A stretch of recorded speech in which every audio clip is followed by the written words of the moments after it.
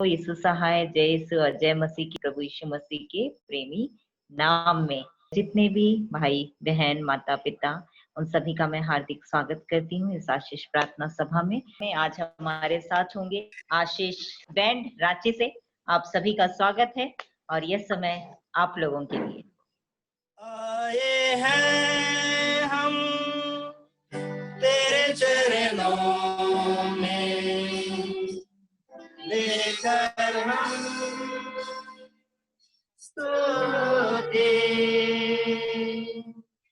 आए हैं हम तेरे चरणों में, लेकर हम स्तुति। Hallelujah,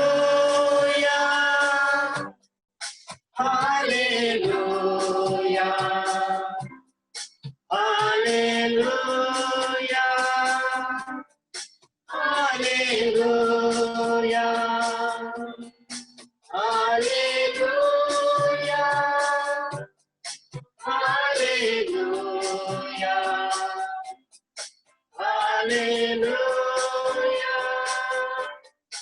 hallelujah. मिलती है हमें तुझसे चंगाइया,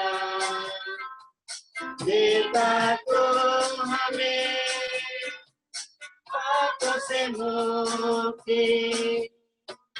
मिलती है हमें तुझसे चंगाइया, देता तो हमें पापों से मुक्ति। मिलती है हमें चंगाइया, देता तो हमें पापों से मुक्ति। Hallelujah, hallelujah, hallelujah, hallelujah,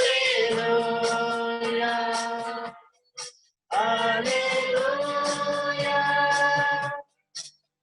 hallelujah, hallelujah,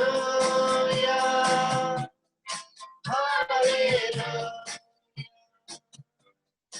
मेरे मसीहा आशीष दे हमें, आत्मा से भर दे हमें। मेरे मसीहा आशीष दे हमें, आत्मा से भर दे हमें। प्यारे मसीहा आशीष दे हमें, आत्मा से भर दे हमें। Hallelujah, hallelujah, hallelujah, hallelujah, hallelujah, hallelujah, hallelujah, hallelujah. हम बच्चे हैं परम पिता की, करना है हमें वचनों में। हम बच्चे हैं परम पिता की, करना है हमें वचनों में। हम बच्चे हैं परम पिता की चलना है हमें वचनों में। Hallelujah hallelujah hallelujah hallelujah hallelujah hallelujah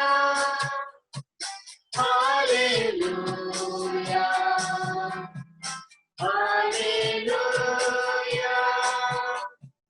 hallelujah.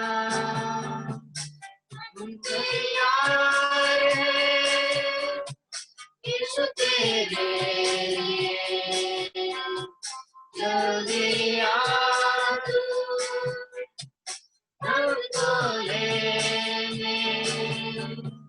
हम तैयार हैं यीशु तेरे लिए, जल्दी आ तू हमको लेने। हम तैयार हैं यीशु तेरे लिए, जल्दी आ तू हमको लेने। हालेलुया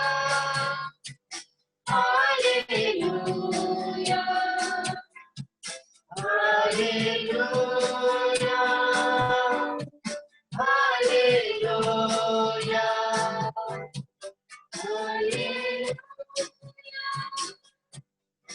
हालेलुया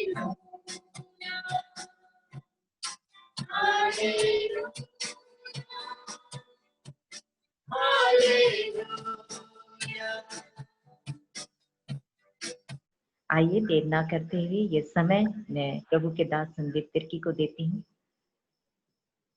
कि वे हमें प्रार्थना के साथ आगे वचन में लेके चलें। यीशु मोके प्यार करेला, अनंत जीवन डहारे डहारे, मसीह मोके प्यार करेला। गवाही दे के यीशु के पाओ ना, गवाही दे के यीशु के पाओ ना, गवाही दे के यीशु के पाओ ना, गवाही दे के यीशु के पाओ ना। यीशु मोके प्यार करेला, अनंत जीवन डहारे डहारे, मसीह मोके प्यार करेला। यीशु मोके प्यार करेला, अनंत जीवन डहारे डहारे, मसीह मोके प्यार करेला। सच्चाई है, हमें से हर एक को वो प्रभु बहुत प्यार करता है और उसका प्यार कभी कम नहीं होता। वो तो अद्भुत काम करके आशीष देता है, हमारे जीवन के लिए अद्भुत काम करता है। वो जिंदा प्रभु है। जब यीशु मसीह के मरा हुआ शरीर को यूसुफ के, जो अरमितिया का रहने वाला यूसुफ है, उसके बनाए हुए कब्र में रखा गया, वहां 11 पहरेदार लोग। शैतान बड़ा आनंदित था, अब हो ही गया लखने रे यीशु, इतना दिन यहाँ वहां घूम घूम के बड़ी चिन्ह और चमत्कार दिखा रहा था, अब देख क्या हो गया। सचमुच बड़ी आनंदित था शैतान। बाइबल कहती है तीसरे दिन जब मुर्दे में से जी उठा, वही 11 पहरेदार लोग सबसे पहले। हालेलुया। जब यीशु जी उठा उसके बाद कभी नहीं मरा। बहुत सारे मुर्दे जी भी उठे। जैसे लाजर की बात करूं, लाजर मुर्दे में से जी उठा, जी उठने के बाद फिर मरा, जीवित फिर से कभी नहीं हुआ। याईर की बेटी से हम बात करें, मरी थी, जी उठी, लेकिन फिर मरी। लेकिन हमारा प्रभु ऐसा प्रभु है, एक बार मरना फिर जी उठा, इसके बाद कभी नहीं मरा। हालेलुया। आज भी जिंदा है, आज भी जिंदा है और हमें से हर एक को आशीष देने के लिए तैयार है। मैं धन्यवाद करता हूं इस बड़ी गवाही के लिए जो बहन सुमन होरो ने अपनी जीवित गवाही को आपके पास रखी, इस प्रार्थना सभा में रखी है। मेरे नाम के बगल में स्क्रीन में आप देखिए मेरा मोबाइल नंबर है। अगर आपको कोई गवाही देना है तो मुझे सेंड कीजिए और मैं आपके लिए समय दे पाऊं। और ये गवाही से बहुत सारे लोग आशीष पाते हैं। गवाही किसी सभा या मिनिस्ट्री या किसी व्यक्ति की तारीफ के लिए नहीं होता, वो परमेश्वर की महिमा के लिए होता है। जो परमेश्वर पिता बखान किया, जो काम किया, उस बात को बताने के लिए आज मुझे और आपको चुना है कि तुम पृथ्वी के छोर तक मेरे गवाह हो। मेरे लाइफ के अंदर बड़ी बड़ी गवाहियां हैं। खैर, हम आगे वचन की ओर जाएं। आइए, इससे पहले कि हम प्रार्थना करें, खुदावंद मैं आपका धन्यवाद करता हूं बहन सुमन होरो के साथ होकर तेरी आत्मा का पवित्र प्रभाव उनके साथ हुए। तू अपनी आग से भर, जिस बीमारी से छुटकारा दिया, जिस तकलीफ से छुटकारा दिया, तो आप इस बस करके उन्हें आशीषित किया। मैं प्रार्थना करता हूं तेरा अनुग्रह उनके साथ रहे मेरे पिता। तू आशीषों से भर कर रखे, कभी ऐसा प्रॉब्लम इनके जिंदगी के अंदर कभी ना हो। और इसी विश्वास के साथ गवाही के द्वारा ऐलान करते हैं कि तू अद्भुत काम किया, शैतान का कोई काम नहीं, कोई अधिकार। हम धन्यवाद करते हैं आज की आराधना में जो लेके गए वो प्रियजन को तेरे हाथ में सौंपते हैं। स्वामी बड़ी आशीष दे, उन्हें और ऊंचा उठा। ये बैंड तेरी तारीफ के लिए हो। मैं प्रार्थना करता हूँ सचमुच स्तुति, प्रशंसा, तारीफ इनके जिंदगी के अंदर में से हो और होने दे। तू अपनी आत्मा का पवित्र प्रभाव के द्वारा आशीष करे। जब दाऊद आराधना करता था, शाऊल के ऊपर से दुष्टात्मा भागती थी, ऐसा अनुग्रह करे। यह टीम को ब्लेस, यीशु मसीह के नाम में मांगता हूँ, सुनो। आमीन। हालेलुया। प्रभु आशीष दे। इस समय मैं आप सभी का हार्दिक स्वागत करता हूं। 247 फैमिली इस समय हम जुड़कर परमेश्वर की जीवित वचन से आरंभ कर, सभी का हार्दिक स्वागत है। और इससे पहले कि मैं वचन में जाऊं, मैं आप लोगों के बीच गीतों के माध्यम से वो संदेश देना चाहता, चूंकि बहन के द्वारा बड़ा अद्भुत गवाही आई कि वचन सुनते सुनते चली हुई। आज की शाम भी वो जीवित सामर्थी वचन को जब बांटा जा रहा है, बांटा जाने वाला है, सब वो वचन का सामर्थ आपके जीवन के अंदर कार्य करेगा, मैं विश्वास करता हूं। आप ध्यान से सुने, ये वचन स्वयं परमेश्वर है जो आपके साथ बात कर रहा है। ये कोई मनुष्य का नहीं है, परमेश्वर का। और जिस वचन के द्वारा ब्रह्मांड की रचना हुई, केवल परमेश्वर ने इसी वचन को इस्तेमाल किया। वचन के द्वारा से सृष्टि किया गया। वचन चंगा करता है, वचन आशीष करता है। यीशु मसीह ने कहा अंधे को, जा सिलों के कुंड में धो। ये वचन था और वो अंधा देखने लगा। हालेलुया। हम लोग प्रार्थना में जाए और आज आपके लिए हम विशेष प्रार्थना भी करने वाले हैं और सचमुच अपने आप को महान परमेश्वर की अधीनता में। और इस गीत को हम बड़े आनंद के साथ सब मिलकर के गाएंगे, तालियों के साथ। और ताली भी ना आपकी स्क्रीन के नीचे नहीं दिखना चाहिए, आपके मुंह के पास ताली बजनी चाहिए। हालेलुया। और जितने लोग वीडियो चालू नहीं किए, वीडियो चालू कर। प्रभु आशीष करे। ओके, हम परमेश्वर की महिमा में गीतों में। वचन रोटी है, इसको इस ढंग से गाएंगे। मैं गा रहा हूं, मेरे पीछे आप गाइए। इस बात को सोनल से मैंने सीखा, बड़ा अच्छा लगा। ओके, वचन रोटी है,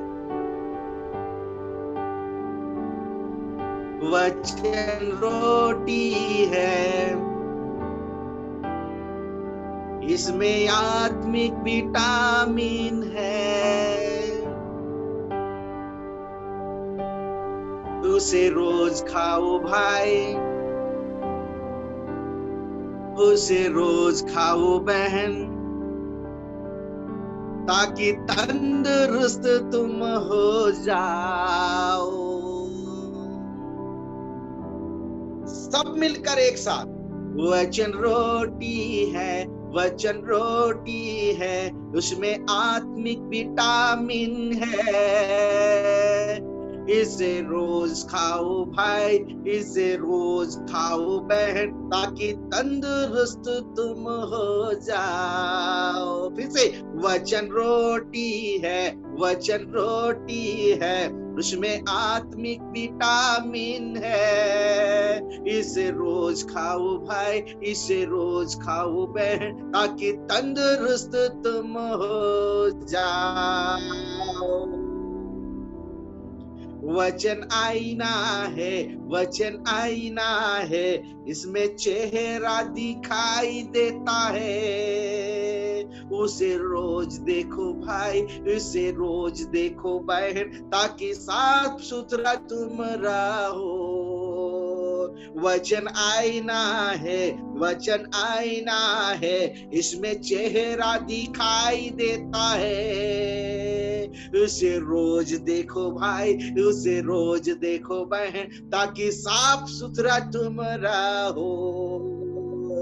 वचन तलवार है, वचन तलवार है, उसके दोनों बाजू धार होता है, उसे रोज चलाओ भाई, उसे रोज चलाओ बहन, ताकि शैतान तुमसे दूर भागे।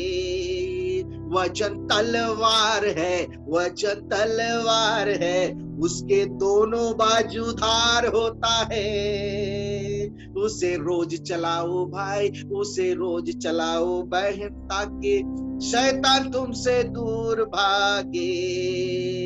वचन दीपक है, वचन दीपक है, वो मार्ग में उजियाला देता है, उसमें रोज चलो भाई, उसमें रोज चलो बहन, ताकि तो थक ठोकर तुमको ना लगे। फिर से, वचन दीपक है, वचन दीपक है, वो मार्ग में उजियाला देता है, उसमें रोज चलो भाई, उसमें रोज चलो बहन, ताकि ठोकर तुमको ना लगे। वचन रोटी है, वचन रोटी है, उसमें आत्मिक विटामिन है, उसे रोज खाओ भाई, उसे रोज खाओ बहन, ताकि तंदुरुस्त तुम हो जाओ।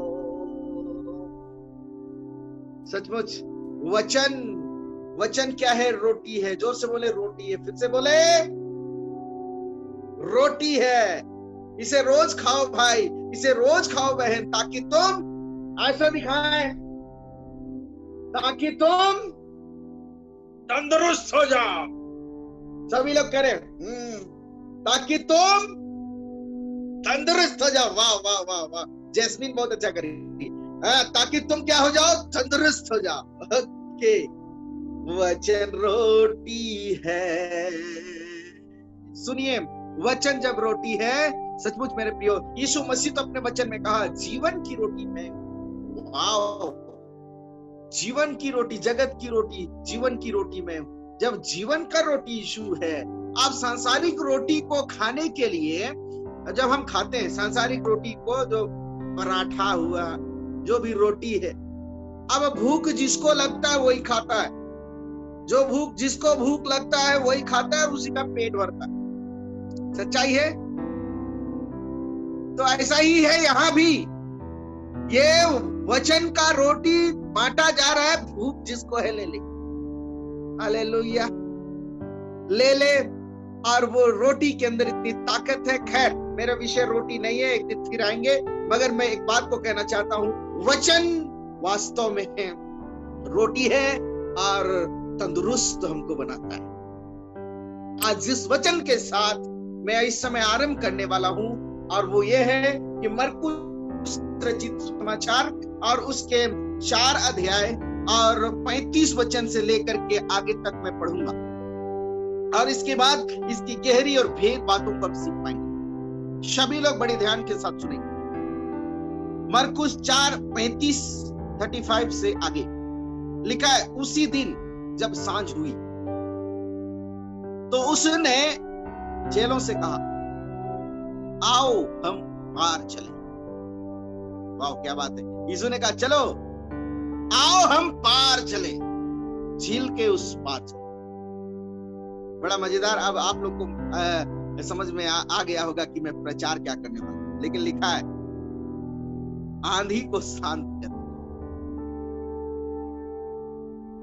वास्तव में ये पावरफुल सामर्थी वचन, और इस वचन के साथ हम आशीष प्राप्त करने वाले। सब मिलकर बोले हालेलुया। लिखा है, वे भीड़ को छोड़कर जैसा वह था वैसा ही उसे नाव पर साथ चले, और उसके साथ और नावें भी थी। ओके, लिखा है केवल एक नाव नहीं था, और नाव भी। और आगे लिखा है, तब बड़ी आंधी आई। बड़ी आंधी आई और लहरें नाव पर यहां तक लगी थी कि वह पानी से भरी जाती।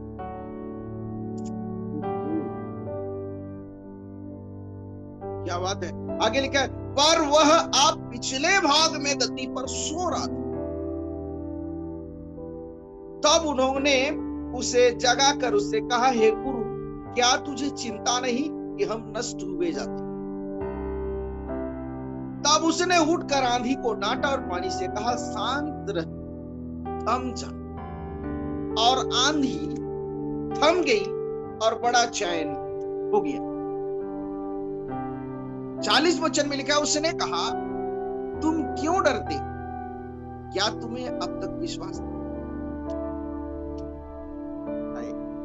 मैं इस वचन के साथ बातचीत करना चाहता हूं। इस वचन के अंदर में लिखा है, यीशु ने कहा, चलो अब झील के उस पार।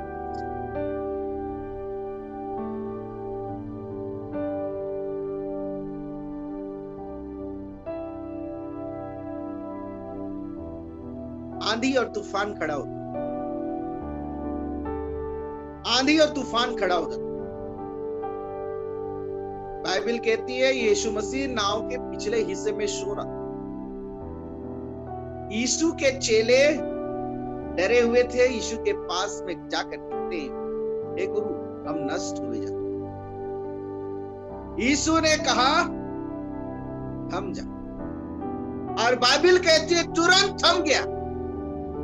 हालेलुया। आज मैं ये कहना चाहता हूं, बीमारी की बात तो अलग है, आंधी और तूफान भी यीशु के शब्द को सुनते हैं। आज की शाम जितने लोग इस वचन को सुन रहे हैं, बड़े आनंद के साथ इस वचन को सुने। प्रियो, लिखा है, जब निर्णय लिया गया, आगे बाइबल में लिखा है कि जैसे निर्णय लोग लेते हैं कि हमको उस पार जाना, तो आंधी और तूफान आया। मनुष्य के लाइफ के अंदर होता है ऐसा। ये आंधी और तूफान कोई दूसरा नहीं है। ये आंधी और तूफान मनुष्य के जीवन के साथ में बीमारी हो सकता है, शैतान हो सकता है, असफलता हो सकता है, मिर्गी हो सकता है, दुष्टात्मा का प्रभाव हो सकता है, अशांति जीवन हो सकता है, परिवार का टूटना हो सकता है। प्रियो, मैं एक बात को कहना चाहता हूं, इस वचन के अंदर में लिखा है, निर्णय लिए और तूफान आया। तूफान आया।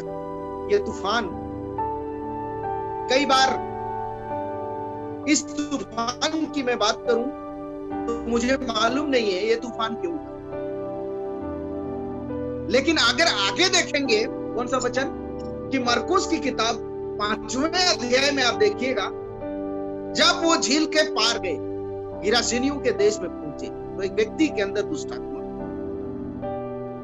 और जब दुष्टात्मा था यीशु को प्रणाम करके कहने लगा, हे प्रभु मुझसे तेरा क्या था, मुझे सबसे, हे यीशु परम प्रधान परमेश्वर के पुत्र, मुझे तुझसे क्या काम, ये शैतान चिल्ला चिल्ला करके कहता है। और वो व्यक्ति के ऊपर से तो जब दुष्टात्मा था, सेना थी और सांकलों को तोड़ देता था, कब्रों में रहा करता था, और इतना जबरदस्त शैतान उसको जकड़ के रखा था। लेकिन ये बाइबल कहती है यीशु को देख करके शैतान बोलने लगे, प्रभु मेरा तुझसे क्या काम। जैसे ही यीशु मसीह निर्णय लिए, तूफान निर्णय लिए और यीशु के चेलों के साथ निर्णय लिए कि हम चले उस पार, और वैसे ही जब बीच में पहुंचे होंगे तो तूफान आना चालू। प्रियो मैं कहना ये चाहता हूं, हो सकता है, क्योंकि मैं इस बात को कहना चाहता हूं, कंफर्म नहीं है, लेकिन मैं इस बात को अध्ययन करता हूं तो मुझे यह समझ में आता है कि हो सकता है तूफान का कारण शैतान, क्योंकि शैतान उस बात को जान रहा था कि आएगा यीशु तुझे निकाल, इस बात को जानता है शैतान को मालूम हो जाता है कि यीशु मसीह कहां है, कैसा है, क्या क्या कर सकता है। जैसे ही झील के उस पार पहुंचे, आंधी शांत होने के बाद ये मुलाकात करता है गिरासेनियों के देश के अंदर, और इसके ऊपर से दुष्टात्मा निकला, और 21 वचन को पढ़िएगा तो यीशु मसीह फिर से वापस जहां से आरंभ किए थे यात्रा, फिर से वापस।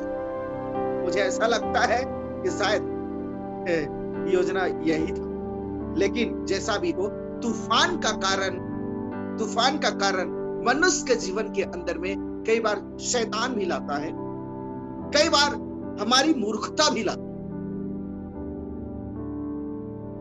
शैतान की ओर से भी तूफान आ सकता है, शैतान की ओर से बीमारी आ सकती है, शैतान की ओर से पीड़ा आ सकती है, शैतान की ओर से असफलता आ सकती है। सब प्रकार की आंधी और तूफान मेरे और आपके लाइफ के अंदर आ सकते हैं। कई बार मूर्खता में फंसकर हम अपने बुद्धि से हम उस तूफान में पड़ जाते हैं। और एक चीज की, ये तूफान आने का एक और कारण है, तूफान आने का लाइफ के अंदर एक आज्ञाकारिता के कारण भी तूफान आती है। क्या बात है। और दूसरी बात आपको समझ में नहीं आ रहा होगा कि आज्ञाकारी में बनूं तो कैसे तूफान आए। चलिए मैं बताऊंगा इस बात। और अनाज्ञाकारिता रहने के बाद भी हम तूफानों में फंसते, उसका कारण भी अनाज्ञाकारिता होता है।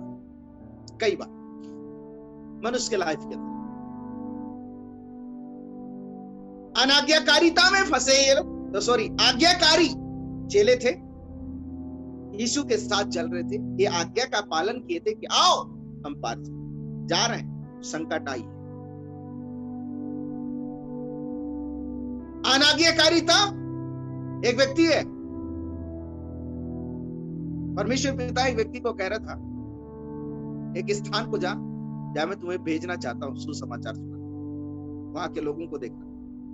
निनवे की कहानी आप लोग जान रहे, योना की कहानी जान रहे, आज्ञा का पालन नहीं किया, तूफान उठी थी। और जब तूफान उठा, निर्णय बहुत जबरदस्त लेना पड़ा वहां के उस जहाज के अंदर के लोगों को। चिट्ठी डाला गया किसके नाम से निकले, और निकला योना के नाम से। फेंक दिया उसको जहाज के ऊपर से, पानी में, समुद्र में फेंक दी, और लहरों के बीच में उसको फेंक दी, आंधी और तूफान का शांत। कई बार ऐसा होता है मेरे प्रियो, हम फंसते हैं आज्ञाकारिता के साथ भी और अनाज्ञाकारिता के साथ भी तूफानों में फंसते हैं। लेकिन आगे चलकर मैं इस बात को बताना चाहता हूं कि आज्ञाकारिता के साथ जब फंसते हैं तो सचमुच क्या बात है सामने। चेले लोगों के अब जा रहे हैं, बहुत आनंद का विषय यीशु के साथ में। लेकिन यीशु पिछले हिस्से में सो रहा है, आंधी और तूफान आया। तूफान आया, बड़ा जबरदस्त। तूफान आने के बाद में ये यीशु के चेले लोग कहने लगे, ओ बाइबल ये बताती है कि नाव के ऊपर पानी, आंधी और तूफान जो था पानी को लेकर के नाव में ढाल रहा है और नाव भरे जा रहा है। ऐसा लग रहा है अब तो गेलो रे, ये लोग डर रहे हैं। प्रियो, मैं एक बात को कहना चाहता हूं कि सचमुच तूफान आई, यीशु के चेले घबरा गए, यीशु के चेले डर गए और यीशु के पास में जाकर के कहने लगे, हे गुरु, हे स्वामी, हम नाश हुए जा। यीशु उठा, डांटा, थम हो जा, थम गया। तूफान को थम जा, और सचमुच वो थम गया। प्रियो, मैं एक बात को कहना चाहता हूं, यीशु मसीह सो गए और यीशु के चेले डर गए। जैसे आंधी और तूफान को यीशु मसीह डांटा, थम गई। थमने के बाद में चेलों को डांटने लगा, कहां गया तेरा विश्वास? आज जितने लोग इस वचन को सुन रहे हैं, यीशु मसीह इस बात को नहीं कहा कि हे परमेश्वर, मैं आंधी में फंसा हूं, इस आंधी और पानी को शांत कर दो। यीशु मसीह ने कहा, आंधी थम जा, थम गए। यीशु मसीह के चेलों के लिए यीशु मसीह ने कहा था, मैं तुम्हें दुष्ट आत्माओं के ऊपर में अधिकार देता हूं, बीमारी के ऊपर में अधिकार देता हूं, सांप और बिच्छू के डंक और उसके विष में भी तुमको अधिकार देता हूं, तुमको शैतान को निकालने का अधिकार देता हूं। आज जब ये पर यीशु मसीह अपने चेलों को देके रखा था, तो यीशु मसीह को जगाने की जरूरत नहीं। ये कह सकते थे मेरे और आपके लिए सच्चाई है। चलिए, वहां की बात अलग है। प्रियो, मैं एक बात को कहना चाहता हूं, मुझे और आपको आज ये वचन जो यीशु मसीह ने कहा थम जा, मतलब कमांड किया,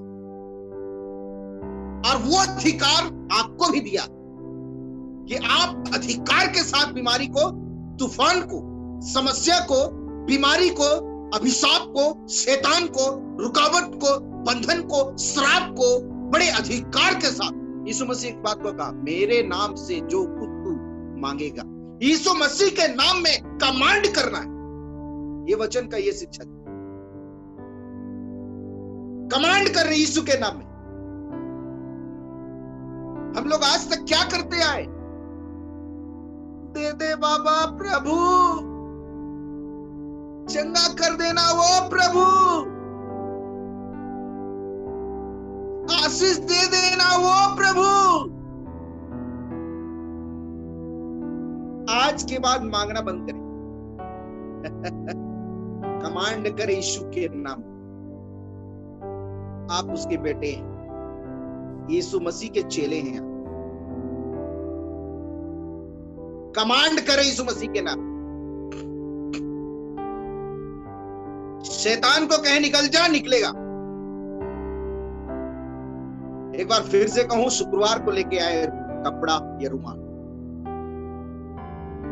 और आप शनिवार को गवाही देंगे, और उस अधिकार को मैं सिखाऊंगा शुक्रवार कि कैसे पावर के साथ में इस्तेमाल करना, उसका उपयोग कैसे करना, उस पावर को कैसे इस्तेमाल करना, उस अधिकार को कैसे इस्तेमाल करना, कैसे कमांड करना। आज ये वचन मुझे और आपको सिखाती है कि यीशु मसीह ने कहा डांटा, आज आपको भी डांटना है। आपकी मरी हुई गर्भ को डांटना है कि यीशु मसीह के पुनरुत्थान के साथ जीवित हो जा। कमांड करना है। आपके शरीर, आपका हाथ पैर जो काम नहीं कर रहा है, डांटना उस कमजोरी को यीशु के नाम। ये बीमारी छोड़ करके चले जा। या आपके परिवार के अंदर कोई प्रॉब्लम है, डांटिए आप यीशु के नाम। आंधी को यीशु डांटा, थम गया, आंधी एक बीमारी के रूप में आपके लाइफ के अंदर आया, आप डांटिए यीशु मसीह के नाम में, थम जाए। हालेलुया। चेले डांट सकते थे लेकिन नहीं डांटे, घबरा गए थे। आज मैं और आप भी घबराते, मनुष्य भी घबराता है, लेकिन यीशु मसीह उनको डांटा। आज मैं ये कहना चाहता हूं, शैतान की ओर से भी ये तूफान आती है और हमारी मूर्खता भी हम उस तूफान में हमको फंसाता है। कई बार हम आज्ञाकारिता के साथ में तूफान फंसते हैं, क्योंकि तूफान मनुष्य के जीवन के लिए बेहद जरूरी है। आप उल्टा बोल रहे हो, बेहद जरूरी होता है तूफान मनुष्य के अंदर। अगर लाइफ के अंदर हम आगे बढ़ना चाहते हैं, तूफान के अंदर में से होकर गुजरना पड़ता है। और सचमुच एक सक्सेस, आगे हम बात करेंगे, सचमुच वो तूफान वो हमारी कमजोरी को उजागर करता है। आप बोल रहे हैं ना, बीमार हूं, एक तूफान है, तकलीफ में हूं, आप तूफान में फंसे। परिवार टूट रहा है, तूफान में फंसे। पति छोड़ के चला गया, तूफान में फंसे। पत्नी छोड़ के चली गई, तूफान में फंसे। बेटा आपकी बात नहीं मानता, तूफान में है आप, तूफान आपकी लाइफ के अंदर है, आपके जिंदगी के अंदर में तूफान है। और वो तूफान कमजोरी को उजागर करता है आपके लाइफ के अंदर। वो आपकी कमजोरी क्या है? प्रियो, मैं कहना चाहता हूं, आज कोई भी व्यक्ति कमजोर नहीं, क्योंकि सारे लोग यीशु मसीह के बेटे हैं। क्योंकि वचन के अंदर में ऐसा लिखा है, उसका सामर्थ निर्बलता में सिद्ध होता है। आपके निर्बल जीवन के ऊपर, निर्बल और कमजोर जीवन के ऊपर वो परमेश्वर अपनी सामर्थ को सिद्ध करेगा। तूफान आया इसलिए कमजोर हुए आप, लेकिन वहां पर परमेश्वर का सामर्थ सिद्ध होने के लिए आप तूफान में फंसे, लेकिन इतना है कि वो थमेगा। हालेलुया। तूफान यीशु से बढ़कर नहीं है। यीशु की शब्द को सुनकर के शांत हो जाता है। और तूफान के आने का कारण अगर इस बात को करें जो यीशु के चेलों के साथ जा रहे थे, मैं तो विचार करता हूं ऐसा, पता नहीं सच्चाई क्या है तूफान आने का कारण, लेकिन जैसे पार होते हैं वहां शैतान, तो शैतान वो नहीं चाह रहा था कि यीशु हमारे पास है। आप अध्ययन कर लीजिएगा इसको 4 और 5। मुझे सच्चाई एकदम परफेक्ट नहीं, लेकिन मैं हो सकता है मैं बात कर, क्योंकि तूफान जैसे थमा, पहुंचने के बाद शैतान से मुलाकात हुआ, शैतान निकला, फिर से यीशु वापस आ गया। प्रियो, मैं ये कहना चाहता हूं, मनुष्य के जीवन के अंदर में तूफान जो है जीतना को सिखाता है। आप जीत सकते हैं, जीतना को सिखाता है। सक्सेस जिंदगी बनाने के लिए तूफान जरूरी है, और वो तूफान हमें इस बात को सिखाता है कि तुम जीतो। डर के आगे जीत बोलते हैं, ये तो कहावत है, लेकिन तूफान, संकट, जोखिम, समस्या एक तूफान के रूप में मनुष्य के अंदर में आता है, लेकिन वो जीत की ओर लेके चलता है। मनुष्य जब टूटता है तो सचमुच सफलता उनके जीवन के अंदर में आगे आती है, लेकिन टूट जाता है ना, पूरी तरह से ध्वस्त हो जाता है, उसके लिए तो कोई चारा नहीं। लेकिन जब परमेश्वर पिता का वचन में लिखा है, उसकी सामर्थ जब निर्बलता में सिद्ध होती है, तो क्या अद्भुत और आश्चर्य बात मेरे और आपके, क्या आशीष का वचन। आज के शाम जितने लोग जो भारत के विभिन्न राज्यों से जुड़कर इस वचन को सुनते हैं, परमेश्वर सचमुच आपको आशीष करे, क्योंकि तूफान अगर आपके लाइफ के अंदर है तो परमेश्वर इस बात को कहना चाहता है, तुम जीत सकते। कमांड करो, कोई दूसरा प्रेयर करे और केवल आखिरी में आमीन करोगे तो शायद जीत नहीं पाओगे। खुद प्रार्थना करो, खुद कमांड करो यीशु मसीह के नाम, जीतोगे। चाहिए वो अधिकार प्रभु दिया। और जब मनुष्य तूफान में फंसता है तो लोगों की असलियत चेहरा ये तूफान बताता है कौन कौन आपके साथ। जब मनुष्य संकट में पड़ता है ना, लोग छोड़ के चले जाते, छोड़ के चले जाते, कोई आपका साथ देने के लिए नहीं होता।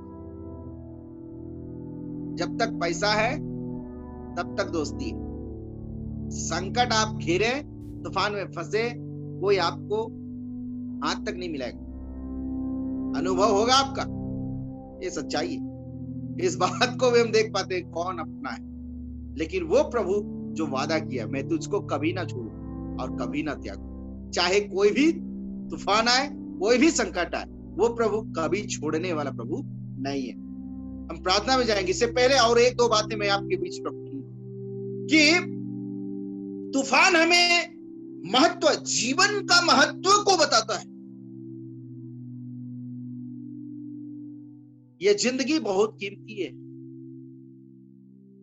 ये जिंदगी बहुत कीमती है, और इस कीमती जिंदगी का महत्व को संकट बताता है, तूफान बताता है। अगर मनुष्य के अंदर में तूफान ना आए तो वो व्यक्ति कभी नहीं जान पाएगा कि इस जीवन का महत्व क्या है। और अगर इसमें कोई व्यक्ति इस जीवन का महत्व को समझ जाए, जो कल हम बात कर रहे थे, ये भाव के साथ जिंदगी है जो थोड़ी देर दिखाई देता फिर लोप होता है। अगर इसका महत्व को लोग समझ जाए, क्या बात है। आज जिस बात के लिए प्रभु कहा, वादा किया कि मैं लेने आऊंगा, और उस बात से कोई छूट नहीं सकता जब जीवन का महत्व समझ जाता। और कौन सिखाता है? ये तूफान। जब संकट में पड़ा हुआ व्यक्ति इस बात को सिखाता है, में पड़ा हुआ व्यक्ति इस बात को जानता है, उस बात को महत्व है, उस बात का महत्व को समझता है कि परमेश्वर मुझे क्यों भेजा, क्यों बनाया। मुझे समझ में कब आया मालूम? मैं कहानी मतलब मेरे जीवन की गवाही बताऊं। मैं नक्सलियों की घेराव में, 3 नक्सली लोग बंदूक अड़ाए हुए थे, और बंदूक जब अड़ाए हुए थे, प्रियो एक कोना में खड़ा कर दिए गए थे, घर के अंदर घुस गए थे। और ऐसा हुआ मेरे साथ कि ऐसा लग रहा है कि अब तो गया सब, अब तो गया। एक बड़ा तूफान को मैं देख रहा हूं, अब तो गया। इसके बाद खत्म, बंदूक थोड़ा सा किए तो खत्म। मैं बहुत डरा हुआ था, तूफान इतना भयंकर था कि समझ कुछ नहीं आ रहा था। लेकिन ये तूफान मेरे जीवन का महत्व को बताया। और आकाश के ऊपर में एक बात लिखा हुआ था, हे मनुष्य के संतान, मैं तुमको इजराइल के घराने के लिए परिवर्तित किया हूं, तू मेरी बात सुनकर दूसरे को चिताना। और तब जैसे ये बातें मैंने सुना और मैंने देखा, वो लोग खाना खाए और निकल गए और मुझे छोड़ दिया गया। मैंने कहा प्रभु तेरे धन्यवाद हो, मैं कल से तेरा काम स्टार्ट करूं। और ये 18 दिसंबर 2006 की बात। और उसी दिन मैं वापस आ गया, और मैं उसी दिन से मूड बना लिया कि मैं परमेश्वर के काम के लिए जा रहा हूं, और वापस मैं घर आ गया। और फिर मेरे प्रिय प्रभु का वचन प्रचार करना रहा। तूफान मेरे जीवन का महत्व को समझा दिया। एक बात को मैं कहना चाहता हूं, जब मनुष्य का जीवन में सब मतलब टेस्ट होता है, मतलब तूफान आता है, मतलब परीक्षा होती है, चाहे वो बीमारी हो, चाहे गरीबी हो, चाहे सब प्रकार की प्रॉब्लम क्यों ना, परिवार के अंदर में अंधकार की युक्तियों का सामना क्यों ना हो, असफलता क्यों ना हो, शैतान की शक्तियां क्यों ना हो, हानि क्यों ना हो, एक परीक्षाएं हैं। वरन मैं एक तूफान में कहना चाहूंगा, वरन मैं एक बात को मैं थोड़ा सा बदल के कहूं, टेस्ट कहना चाहूंगा। टेस्ट, जब इस टेस्ट के अंदर यीशु हो, जब ये तूफान के अंदर यीशु हो, जब ये तूफान के बीच में यीशु हो, जब ये टेस्ट में यीशु हो, बीमारी के बीच यीशु हो, गरीबी के बीच में यीशु हो, मैं एक बार फिर से बोलूंगा, अगर ये टेस्ट में यीशु हो तो टेस्ट मनी में बदल जाता है। हालेलुया, गवाही में बदल जाता है। मैं एक बात को कहना चाहता हूं, उस आंधी में यीशु था, गवाही बन गया। मजबूर हो गए चेले लोग, ये कैसा व्यक्ति है जो आंधी और तूफान में इसकी बात करता है। हालेलुया। हाँ, सच है मेरे प्रियो, ये सामर्थी वचन आपके लाइफ के अंदर। मैं एक बार फिर से मैं बोलूं कि वो तूफान आए, अगर तूफान के बीच में आपने कमांड कर आज्ञा दे, तूफान शांत होगा, निश्चय शांत होगा, क्योंकि वचन में लिखा है उस महान परमेश्वर के लिए कोई काम कठिन नहीं है। उस यीशु के नाम में जब कमांड करोगे तो सचमुच परमेश्वर पिता का सामर्थ्य है। आपके अंदर ताकत नहीं है, लेकिन प्रभु की आत्मा में वो ताकत है कि वो कमांड, वो सामर्थ्य, मतलब जो अधिकार, वो डांट, चाहे गरीबी हो, बीमारी हो, तकलीफ हो, कष्ट हो, समस्या हो, सारी चीज निकल करके चले। डरता है सारी चीज दुनिया की। Hallelujah, hallelujah. परमेश्वर आप सबको आशीष दे।